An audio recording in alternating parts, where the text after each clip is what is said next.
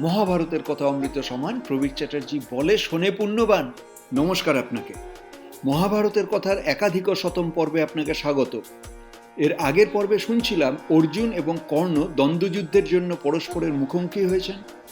মর্তের প্রতিদ্বন্দ্বিতার ছায়া স্বর্গেও পড়েছে। ইন্দ্রদেব অর্জুনের জন্য আকাশের মেঘ জমা করে রঙ্গমঞ্চের একদিকে ছায়া দিচ্ছেন, আর সূর্যদেব কর্ণের জন্য আরেক দিক আলোকিত করে রাখছেন। যুযুধান দুই পক্ষের মাঝে এবার নেমে এলেন কুলগুরু কৃপাচার্য। তিনি জানালেন, একজন রাজপুত্র হিসেবে অর্জুন যার তার সাথে দ্বন্দ্বযুদ্ধে নামতে পারেন না। সমানে সমানে ছাড়া দ্বন্দ্বযুদ্ধ হয় না। কাজেই কর্ণ যেন নিজের বংশ পরিচয় জানান। কৃপাচার্য দ্বন্দ্বযুদ্ধ থামানোর জন্য কর্ণের দুর্বলতম স্থানে আঘাত করলেন। কৃপাচার্যের কথার প্রতিবাদ করলেন দুর্যোধন।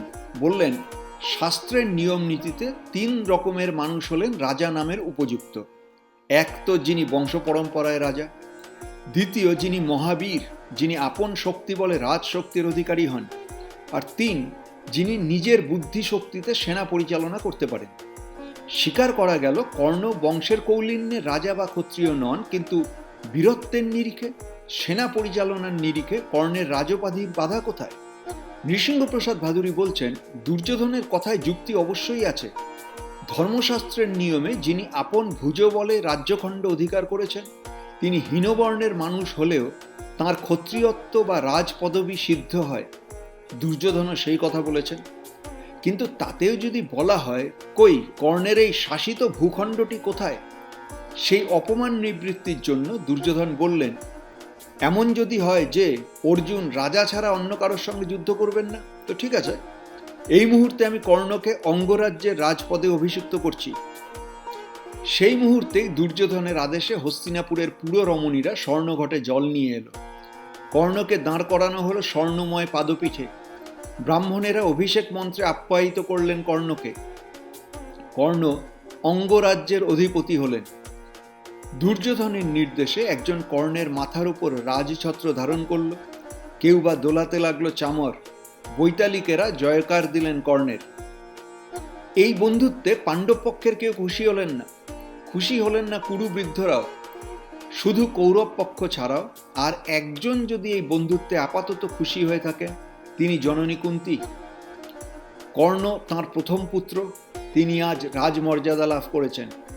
বিশেষত তাঁর 2 পুত্রের দ্বন্দ্বযুদ্ধ আপাতত শান্ত হয়েছে। কুন্তী তাই আশ্বস্ত বোধ করছেন এখন। কর্ণ দুর্যোধনের পারস্পরিক দানাদান যখন শেষের মুখে, তখনই আরও একটি নাটকীয় ঘটনা ঘটল যুদ্ধ প্রদর্শনীর রঙ্গস্থলে। আমরা জানি, মহেন্দ্র পর্বত থেকে ফিরে কর্ণ সোজা চলে এসেছিলেন দুর্যোধনের কাছে। কর্ণের পালক পিতা অধিরথ পুত্রের ফিরে আসার সংবাদ শুনেই হস্তিনাপুরের দিকে রওনা হয়েছেন সঙ্গে সঙ্গে। তিনি বৃদ্ধ হয়েছেন, লাঠিতে ভর দিয়ে তাঁকে পথ চলতে হয়। সেই চম্পানগরী থেকে হস্তিনাপুর কম তো পথ নয়। মগধ বিহারের সীমান্ত ভূমি চম্পা থেকে দিল্লির কাছাকাছি হস্তিনাপুর, যে রাজপথ ধরে রথ চালাতে হবে তাও সমতল নয়। অধিরথ তবু তাড়াতাড়ি পৌঁছানোর চেষ্টা করেছেন। যে মুহূর্তে রঙ্গস্থলের প্রবেশদ্বারে অধিরথকে দেখা গেল, তখন অপরাহ্নের বেলা। অধিরথ রঙ্গমঞ্চে ঢুকলেন। তার সমস্ত শরীর ঘামে ভিজে গেছে। পথশ্রমের সঙ্গে এক দুরন্ত ভয় তাঁকে গ্রাস করেছে। লাঠিতে ভর দিয়ে কাঁপতে কাঁপতে রঙ্গস্থলে ঢুকেই বিহ্বলভাবে এদিক ওদিক তাকিয়ে প্রিয় পুত্রটির নাম ধরে ডাকতে লাগলেন, কর্ণ, কর্ণ। দুর্যোধনের পাশে থাকা কর্ণের কানেই বিহ্বল ডাক পৌঁছল। সঙ্গে সঙ্গে তিনি কাঁধ থেকে ধনুক ছুঁড়ে ফেললেন মাটিতে, নামিয়ে ফেললেন সশর তুনীর। তখনও তার মাথা থেকে অভিষেকের জল চুঁইয়ে পড়ছে। সকলের সামনে, পাণ্ডব, কৌরব এবং সমবেত জনতার সামনে সগৌরবে তাঁর অভিষেক বাড়ি সিঞ্চিত মস্তকখানি স্থাপন করলেন পিতা অধিরথের পায়ে। এতটুকু লজ্জা নেই, এতটুকু সংকোচ নেই। এতকাল ধরে এই পুত্রটিকে লালন পালন করেছেন অধিরথ, কিন্তু তাঁর মনে মনে বিশেষ ধারণা আছে, ছেলেটি অবশ্যই কোনো বড় ঘরের ছেলে হবে। ছেলের চেহারা, গায়ের রং, তাঁর ব্যক্তিত্ব, ক্ষমতা এবং উচ্চাসা সবকিছু মিলিয়ে কেবলই তাঁর মনে হয় এই ছেলেটি এক বড় বংশের ছেলে, এবং ঈশ্বরের করুণায় ছেলেটি এই সুত মাতা পিতার পুত্রত্ব স্বীকার করেছে যেন। অধিরথ তাঁর ছেলেটিকে খুব ভালোবাসেন, খুব আদর করেন, কিন্তু মনে মনে এই ছেলেটির উচ্চকুলের জন্ম সম্ভাব্যতার কথা মাথায় রেখে এই আদরণীয় পুত্রটি প্রণাম নিতে সংকোচ আছে তাঁর। কাজেই কর্ণ যখন সগৌরবে সুতবৃদ্ধের চরণে মাথা নোয়ালেন, তখন অধিরথ তাঁর আলুথালু লুটিয়ে পড়া বস্ত্রাঞ্চল দিয়ে নিজের পা দুটি ঢাকার চেষ্টা করলেন, কিন্তু এই প্রণাম করা আর পা লুকোনোর মুহূর্তটি কেটে যাবার সঙ্গে সঙ্গে অধিরথের মুখ দিয়ে বেরিয়ে এলো সেই শৈশব স্মৃতি বিজড়িত সস্নেহ মধুর আহ্বান, পুত্র, পুত্র আমার।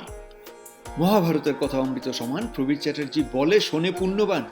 আপনাকে জানিয়ে রাখি, আমি শুধুই কথক ঠাকুর নই, আমি একজন মিড লাইফ ট্রান্সফরমেশন কোচ। আমার মিশন হলো 1,40,000 পুরুষকে জীবন বদলাতে শেখানো।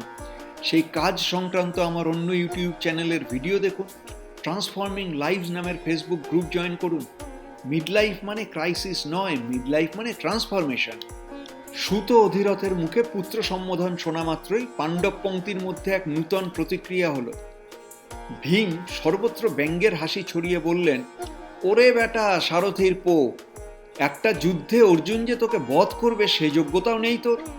তুই বরং একটা কাজ কর, ধনুক বাণ ছেড়ে ঘোড়া দৌড় করানোর একগাছি চাবুক জোগাড় কর তাড়াতাড়ি। তোর বংশে সবাই ওটাই ভালো চালায়।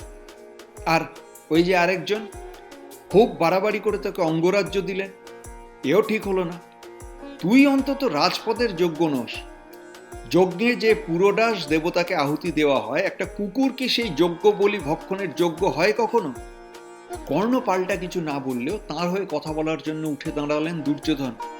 তিনি ভীমকে উদ্দেশ্য করে বললেন, ওরে এমন বাজে কথা বলিস না দ্বিতীয়বার। ক্ষত্রিয়ের জীবনে বলই সব, বংশ নয়। কর্ণকে যদি ক্ষত্রিয় নাই বলিস, কিন্তু আমার মতো ক্ষত্রিয়ের বন্ধু তো বটে। কাজেই ক্ষত্রিয়ের শক্তির কথা মাথায় রেখে যুদ্ধের মাঠে নেমে আয়। আর একটা কথা বলি শোন, বলবান পুরুষ আর নদীর উৎস খুঁজতে যাস না বাপু, কেঁচো খুঁড়তে সাপ বেরিয়ে যাবে। এই যে এত বড় বিশ্বামিত্র মুনির কথা শুনি, তিনি ছিলেন ক্ষত্রিয়, অথচ হয়েছেন ব্রাহ্মণ। মহামতি দ্রোণাচার্যের জন্ম দ্রোণ কলসে, কৃপাচার্যের জন্ম নলখাগড়ার বনে। এদেরও জননী এবং জন্মবিন্দুর রহস্য আমরা জানি না। আর তোরাই বা কম কিসে? তোদের নিজেদের জন্ম কেমন করে হয়েছে তাও কি আমার জানতে বাকি আছে ভেবেছিস? দুর্যোধন পঞ্চপাণ্ডবের জন্মের তথাকথিত অনৈতিকতার স্মরণ করিয়ে দিয়ে কর্ণের জন্ম মাহাত্ম্য স্থাপন করতে চাইলেন অনুমান প্রমাণে। বললেন, তাছাড়া এই চেহারাটার দিকে একটু তাকিয়ে দেখ, গায়ে অলৌকিক সোনার বর্ম আঁটা, কানে অভেদ্য কুণ্ডল, পুরুষ মানুষের যত সুলক্ষণ তাও সবই আছে কর্ণের চেহারায়। সাধারণ বা অধম কোনো ঘরে দীপ্ত সূর্যের মতো এমন চেহারার একটা মানুষ পাবি না। একটা হরিণীর পেট থেকে একটা বাঘের জন্ম হয়? দুর্যোধন শেষ কথায় নিজেকে সপ্রমাণ করে বললেন, আরে শুধু অঙ্গরাজ্য কেন, আমার কথা এবং নিজের বাহুবলে মানুষটা সমগ্র পৃথিবীর রাজা হবার উপযুক্ত। তাছাড়া এত কথা বলে লাভ কি? কর্ণকে অঙ্গরাজ্যের রাজা করে দিয়েছি, বেশ করেছি। আমার এই কাজটা যদি কারো অপছন্দ হয়ে থাকে, তো সে বাপু একটু পায়ে হেঁটে কষ্ট করে রথে উঠুক এবং ধনুকের ছিলা ধরে একটু টান দিক, তারপর দেখা যাবে কার কত ক্ষমতা। দুর্যোধনের মুখে সোজাসুজি এই যুদ্ধাহ্বান শুনে সমস্ত রঙ্গভূমিতে হাহাকার শব্দ উঠল। দর্শক আসনে বসা মানুষেরা বুঝল, এবার আর ব্যাপারটা নির্দোষ প্রদর্শনী বা প্রতিযোগিতার স্তরে নেই। যা ঘটতে যাচ্ছে তা হলো যুদ্ধ। এ যুদ্ধে দুই বীরের যা গতি হয় হোক, কিন্তু সরবর্ষণ আরম্ভ হলে কাছে বসা মানুষজনের জীবনহানির আশঙ্কা থেকেই যায়। ফলে তাদের মধ্যে ভয়ঙ্কর চেঁচামেচি আরম্ভ হলো। অতিরিক্ত সাহসী জনতার কেউ কেউ অবশ্য সাহসী কথাবার্তা বলবার জন্য, ক্ষত্রিয় তেজ প্রকাশ করার জন্য দুর্যোধন কর্ণের প্রশংসাও করতে লাগলো। দুর্যোধনের সাহংকার ঘোষণায় একটা যুদ্ধের প্রস্তুতি ছিলই, কিন্তু যুদ্ধের সমস্ত সম্ভাবনা নির্মূল করে দিয়ে সূর্যদেব অস্ত গেলেন। সেকালের যুদ্ধনীতিতে এই নিয়ম ছিল, সূর্য অস্ত গেলে আর যুদ্ধ করা চলবে না। অতএব সকলেই বাড়ি যাবার জন্য প্রস্তুত হলেন। সেদিনকার রঙ্গ প্রদর্শনীর নায়ক হয়ে রইলেন কর্ণ এবং অর্জুন। সূর্যাস্ত ঘোষণার সঙ্গে রঙ্গযুদ্ধের অন্ত ঘোষণাও হয়ে যাওয়ায় উৎসাহী জনতা মশাল জ্বালিয়ে পথ চলতে আরম্ভ করল। অস্তাচলগামী স্তিমিত সূর্যের আলোক আবৃত হলো মানুষের হাতে হাতে ধরা দীপিকাগ্নির আলোকে। সমস্ত জনতা আবারও দুই ভাগ হয়েই চলতে আরম্ভ করল। তারা কেউ অর্জুনের জয় ঘোষণা করছে, কেউ বা জয় ঘোষণা করছে কর্ণের, কেউ বা দুর্যোধনেরও। তারপর কি হলো সে গল্প শুনুন মহাভারতের কথার দ্বয়াধিক শতম পর্বে। মহাভারতের কথা অমৃত সমান, প্রবীর চ্যাটার্জি বলে শোনে পুণ্যবান।